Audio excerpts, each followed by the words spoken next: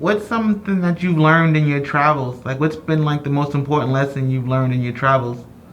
I don't learn anything from my travel because I wasn't there to learn anything. I had learned before I went to travel. I learned my lesson before because I knew a lot of stuff. That's why I went. I didn't go to learn anything, you know. They took out a definition of learning, like what? Something I didn't know before? Yeah, like a life lesson, something like you've taken away from your trip to France. I knew all those life lessons before I went. I wasn't a gone there. You kidding? Try having someone try to bug you in a foreign language, and that's really something else. And they want to get back home, or they short of money, and they decide they're gonna, you'll be the victim. But I'm a New Yorker. I can't be your victim. I can't be your victim.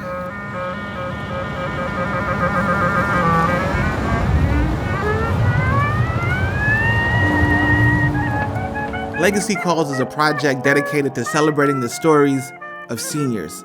It all started years ago when I had this project that I was working on, and I asked my grandmother to be a part of it, and I recorded this 30-minute interview with her about her life story. Back when Stephanie and Delilah and I were a lot younger, we would come eat lunch with you. Yeah. Do you remember any stories from when we used to come and visit? I said, Delilah. I mean, he's one of the top officers in the company.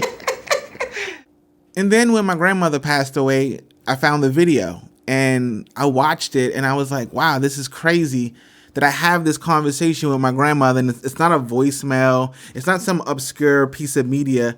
It's my grandmother in her own voice telling her story. And that video inspired me to call up the seniors in my family and get their story. Hence, Legacy Calls. Fast forward to today, through Town Hall and Project Fine, I was given the opportunity to collaborate with Zoe Watkins and bring Legacy Calls to Woodstock Senior Center right here in Times Square. Together, Zoe and I took Legacy Calls and took it from its early stages of being this traditional Q&A program to turning it into this immersive theatrical experience. What's about to happen? Right, so we're about to do a scene. It's Justin's pivotal moment from his life.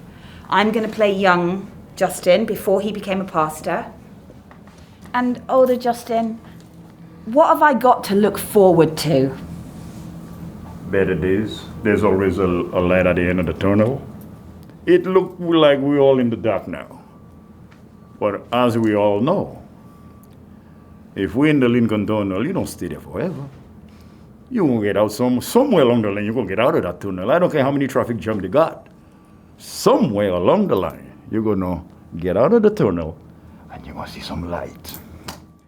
I could tell you about Zoe, but it would be way better if Zoe told you about Zoe. Can you talk about the aspect that you brought to Legacy Yeah, Call? so I've been a teaching artist for Town Hall for a while, for a few years. Okay. And I've done a couple of projects here, and I'm a theatre artist. That's what I do. Mm-hmm. I've done previous projects here with senior citizens whereby I got them to talk about various different projects, or we were talking about the neighborhood, what the neighborhood was like back in the day, or like what Times Square was like in various different decades or like what New York was like. And we've enacted those things. We've created pieces of theatre around them. So you're going to be standing here. Mm-hmm. So see how he's standing? Yeah. Right, can you kind of do that? Okay. Like the creative part of it for me is really important. Yeah. That there's a creative outlet for people. Speaking of creative, talk about Coney Island. Oh, that was a good one too. Yeah. That was early as well. Yeah, that was really early where we were like still getting to know one another. Yeah. But I think that was one of those moments where I was like, I like where this is going. Yeah, you know what? You jumped in the back of that roller coaster car next to me and I was like, we're going to be all right. Yeah. Okay, now we're taking a left. We're taking a left. A left? We're going this way. We're going right. We're going up again. We're going up again. We're going down.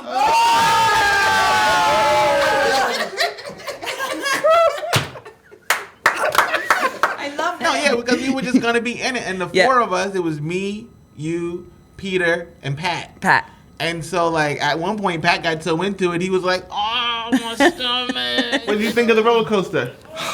That was great. Very exciting. You know, you feel like you're going to die, and you survive, and everything is cool. It's just a lot of fun. Oh, boy. Oh, boy, it was a lot of If there fun isn't for you. the element of fear in it, Fear, boy. what's the point? Pat, what was your thoughts on it? Oh, it was the scariest thing I've ever been in. And then I was getting sick as well. I was so sick and everything. I don't know how you can be so calm in a situation like that, you know. We're having fun. We were. And so again, like, it's kind of hard to just dial that in and just treat things like a template when you're really Right. going to act like you're on a roller coaster. Yeah, but that was the gateway to being able to talk about their youths Uh-huh. and their experience as young men Yeah. at those kind of things. Yeah. I went on a ride somewhere where you're in a teacup kind of arrangement, and the cup would spin around, and then the floor would fall down, and you were going so fast you're pinned against the wall. And we go about half a turn, and the guy next to me says, "Stop the wheel, stop the ride, I'm going to get sick." Oh, great, the guy's next to me is going to throw up all over me because I was going too fast to move. He said, "No, you feel fine. Don't think about it. Think about a garden. And I just tried to take his mind off it. Last thing I wanted for this guy to throw up all over me. Did he? But no, I talked him out of it. And then from all of this, we would get a lot of hidden talent. Yeah. You know, so say like Maggie and her songs. Hold me close and hold me fast. This is the magic that you weave. This is love beyond roses. Or Jimmy. You know, Jimmy, when he first came to class, he was like, I don't wanna, he was very shy. I don't want to. And then next thing we know, He's singing Louis Armstrong. I see trees are green, red rosy too. I see them bloom for me and you.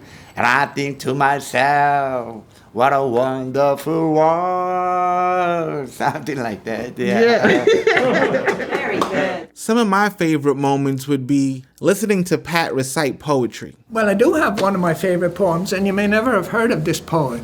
She was British. She died very young.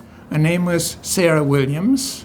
As a matter of fact, I put it on my my wife's memory card when she died, you know. And it goes like this. Though my soul may set in darkness, it will rise in perfect light. I have loved the stars too fondly to be fearful of the night. Just listening to Pastor Justin's voice, I mean, this deep bravado. I tell people all the time, when you do something you like, it's never a job. Yeah. You understand? If you don't like what you're doing and you're doing it for money, you're going to be a miserable person. Yeah. I enjoy preaching. I enjoy painting. I'm a painter by profession. I paint houses, I paint anything. The bottom line is, because I enjoy doing what I do. So when I go and paint somebody's apartment, I don't look at it as a job. Because I enjoy to see when I finish, I say, wow, that look good. When I go and give the word of God, I change people's lives. I don't look at it as a job, and it's not a job. Because I enjoy what I do. James. I love the way James tells stories. The ones that he's written, as well as his personal stories. He always had this look in his eye. James was kind, but it was very intense. You could look at James and know that old statement of still waters run deep. That's James. Is there something where was a pinnacle moment in your life where a major change happened? Well, I think in stories, so I'll tell you in a story. Okay, cool. When I was in court, my own sister tried to put my mother into a nursing home so she could sell the house out from under her. She was a real estate person. And she actually hired lawyers and took me to court to get guardianship of my mother. And I was in the courtroom. My mother had Alzheimer's, so she had to be in the court with me. Or otherwise I would have Adult Protective Services on my ass. You know, that's how tight it was. And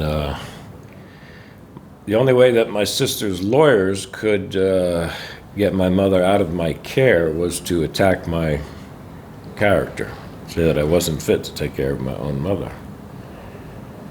So I'm listening to this bullshit, and the judge looks at me, and I said, Your Honor, none of these lawyers ever talked to me or my mother.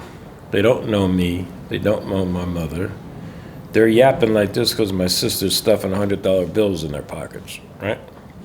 Judge looks at this, the court goes silent, and my mother's in the back of the courtroom. She says, Give him hell, Jimmy, give him hell. So that was the bright spot of that. But having to go to court to prove you can take care of your own mother was fucked. And that doesn't go away. No. And sometimes I felt it was important for us just to stop and honour that. And I think a couple of times I say, can we just honour the fact that you told that story? Yeah. And that was really a big thing. Yep. And that might be a bit pretentious, but I do think it's important as well that when people do lay out these big things that they say sometimes, that we acknowledge that that's a big thing that they've just said and it was brave. I do this photo series called Visual Voices where I write on these labels and then I go out into the street and I take a picture of the label and then I use the photos to prompt conversations. And we brought those into the session and it brought out some great stories. One of them, which was a story that James told us about his friend Brian in Bryant Park. Well, I didn't go back to the park, and I heard that Brian had come back to the park later, and he just started cursing and spitting at the cops for trying to control him, really, and so that's the last I ever heard of him. So the photography begat the story, and then Zoe, when she heard the story, she's like, we should act this out. First scene is going to be this James's story, right? So, what would you like to be? Or would you like to direct it? I'll direct it. Great. And then Zoe played Brian, and then I played the security guard that was in that story who was going back and forth, kind of like a conflict with Brian. Good thing for me was like to see James get a kick out of Zoe acting it out and then me getting her all riled up, and we're just kind of improvising and playing off each other. You just want me to be mad? Yeah, but I'm like, whatever I say, you can just go for it. Okay.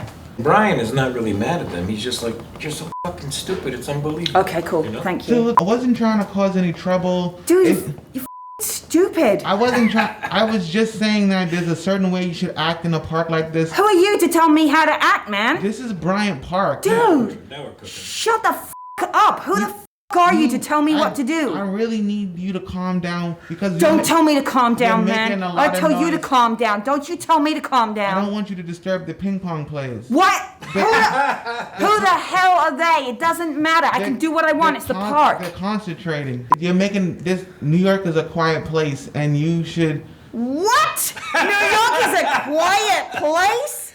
Who the hell are you, man? What has been your takeaway from this experience? One of my big takeaways is even though there might be a plan, one doesn't have to stick to it rigidly. Yeah.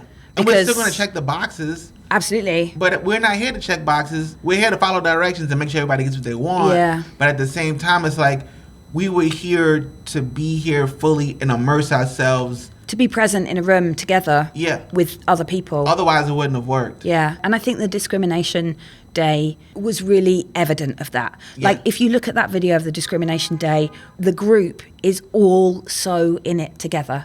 All of us. Mm-hmm. And there were 5 or 6 of us that day, and everyone was really, really in the room. Yeah. And in a supportive way. No one was combative. Nobody was against each other. No. Even if someone had a different point of view, everybody was very much in the room together to explore. So have you ever been discriminated against, Peter? Oh, yeah. Talk about it. A lot of black people discriminate against white people. And I'm not very religious, and a lot of religious people discriminate against non-religious people. And I heard someone talking about the Bible, and I said, well, the Bible was written thousands of years ago, it really doesn't apply to me. And he starts screaming, "You're evil! You're evil!" I felt threatened. I would too. Even if I was reading the Bible while he said it. Whoa, brother. Let's get this guy a Snickers. But I'm going to say something that might surprise you. Okay. It may not surprise him, but I may say something that will surprise you. Okay, And you'll say, really? Surprise me. You know the biggest discrimination I've ever faced right here in the United States? It was not by white people. It was like people like me. So happened to be black American, black people. That doesn't surprise me at all. I'm shocked. I am blown away, Pastor Justin. Mostly because I know colorism exists. Went to live in Kenya for a bit and to work with a non-profit, and all the kids would run around town and they would shout Mzungu, Mzungu, and sometimes you would hear Mzungu, and other times you'd hear Mzungu, and it meant white person, and sometimes it was cool, and other times it was not cool, like to be in that place. Like sometimes people wanted you to be there, and sometimes people didn't want you to be there. And when we were kids, if you came in our block and took our stuff in our baseball bats and stuff like that, we went back in your neighborhood and got our stuff. Now, how do you think we got? You think we got it through ice cream cone? We got our stuff. That's how it was. So even now, when I'm out late, some guy will say something to me and I don't laugh. I says, "You better get out of my face, you freak." Now, that's not Maggie. But he goes. I don't even bother with you anyway. See? He get out of my face because I grew up in New York, and that's just the way that we react. Otherwise, he'll stand there and challenge me, and what can I do? But I'm not afraid. That's what we're not afraid. Mm-hmm. See, your friends are afraid of what they hear, what they see about New York. I'm not afraid of New York. I'm going to be afraid of you. I'm not afraid of you. I ain't afraid of you either, man. If I got a bottle of soda, I will finish my soda, and then I will try to use it if you bother me. But I wasn't made that way. I'm not made to be pushed around like that. I think that's a trait of living in New York. I think so. Of course it is. That's what I'm saying. Yeah. But you know what? It keeps me on the street. It helps me go where I want to go. When I'm on the Lower East Side, fear. when I need a bus, I can walk from 10th Street all the way down to 2nd Street on 2nd Avenue, and I have no fear. Hey, Ma, what you doing out here late? I said, who asked you to ask me? You know? Always got, and they just go. To your point, James, and to your point, Justin, it's context, it's environments, and these places that we go.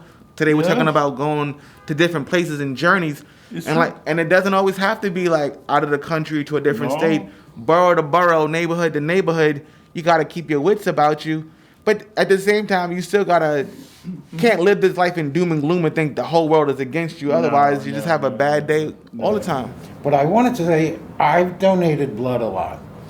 And when they take your blood, they put it in, that plastic bag thing, and they write your blood type and the date and stuff like that. Nowhere on that do they say your race, because your race doesn't matter for blood. I could give blood to you, you could give blood to me. We have the same blood. This would mean it's the right type and all that, but your race has nothing to do with your blood. I think it's a success because we aim to have a creative community, right? Mm-hmm. Because we know that a creative community feeds people. Yes. Not physically, but spiritually, intellectually, whatever, that it feeds people, that we can be together as a creative community, feeding off of one another, working together, learning, educating, doing whatever. And I think this little group has become that. And that takes time to build. It doesn't happen just overnight. And it takes authenticity, and being fully present and immersed in the experiments and committed. Otherwise, it's a waste of time. Yeah. You can't dial it in. So I hope that's what you and I have done for participants, and I hope that's the way they feel, that they've been nourished by this experience somehow. Absolutely. That they've been able to tell story, but that they've also been able to hear story. I think that's it. And create. I think you nailed it. I think not a word was wasted. That's so So rare. let's close it out. Amon, you're a superstar. You're a superstar. I appreciate Oh, you. I've Thank loved you. working with you this has so been much. An extraordinary experience. Yeah, and- let's do it again. Yeah, let's do it. Let's do it again. Shout out to Project Fine. Shout Yeah. out to Town Hall. Town Hall. Thank you for, we Yeah. sincerely appreciate this Yeah. experience. And Woodstock, of course. All the Woodstock. folks at Woodstock, because Yeah. they've been, very helpful, and everybody. So, Yeah. And we really genuinely hope that you enjoy watching their work, and people at Woodstock, we hope that you've enjoyed doing the work. absolutely. Yeah. So, we're out of here. Peace. Peace.